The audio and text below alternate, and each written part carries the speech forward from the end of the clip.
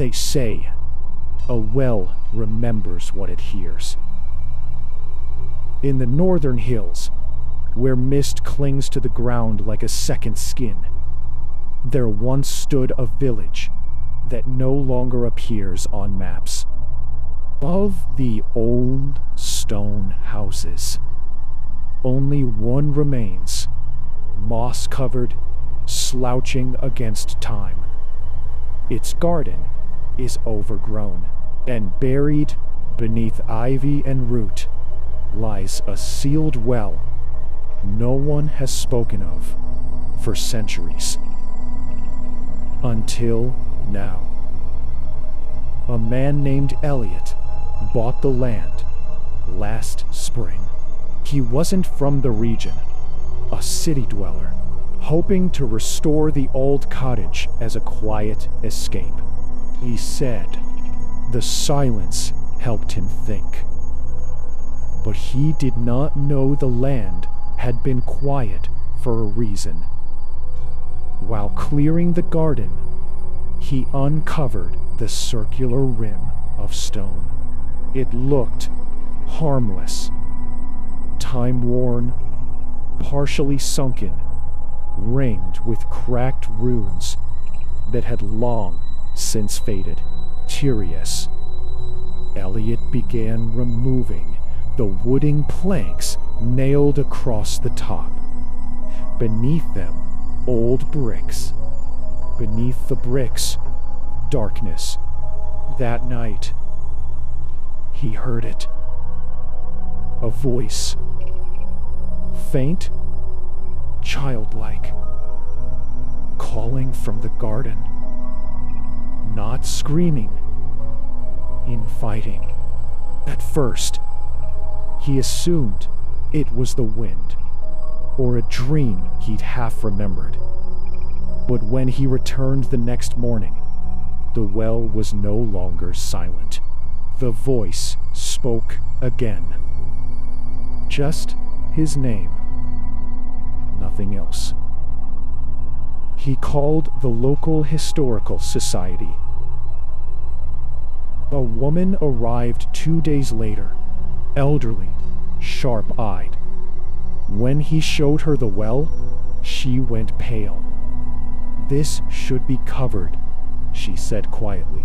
"There's a reason it was sealed." Elliot pressed her. She told him the village had once been much larger. 300 years. Children began disappearing. Always at night. No signs of struggle. Just muddy footprints leading back to the well. Some returned, but not the same. They spoke in whispers, mimicked voices of others, smiled too wide.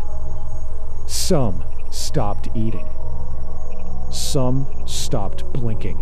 Eventually, the village sealed the well with salt and bricks. It was forbidden to speak of it. Forbidden to dig. Elliot, skeptical, laughed it off as rural folklore. But that night, the whispering began again, only this time closer. He heard footsteps in the hall, soft and slow, as if walking in wet soil. In the morning, there were prints on the floor. Small, bare, not his. He installed cameras. They showed nothing. The footage glitched between 2:13 and 2:17 a.m., the precise window when the whispers came. By the fifth night, he stopped sleeping altogether. He only listened. And in that listening, he noticed something. The voice was learning.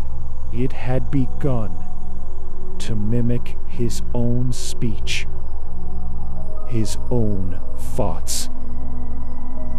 night, the whispering came from inside the house.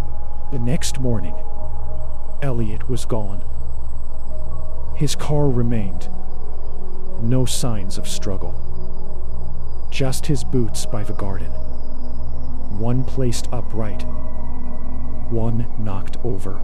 And beside the well, a small wooden toy, hand-carved, slick with dew. The historical society returned to reseal the well, this time with iron and ash.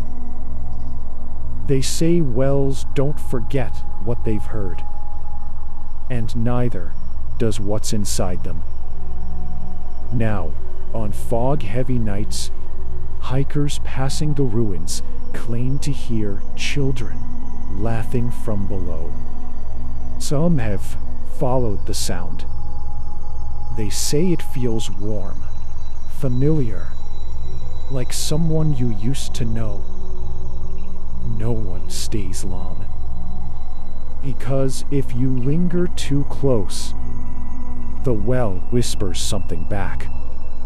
Not in a stranger's voice, in yours.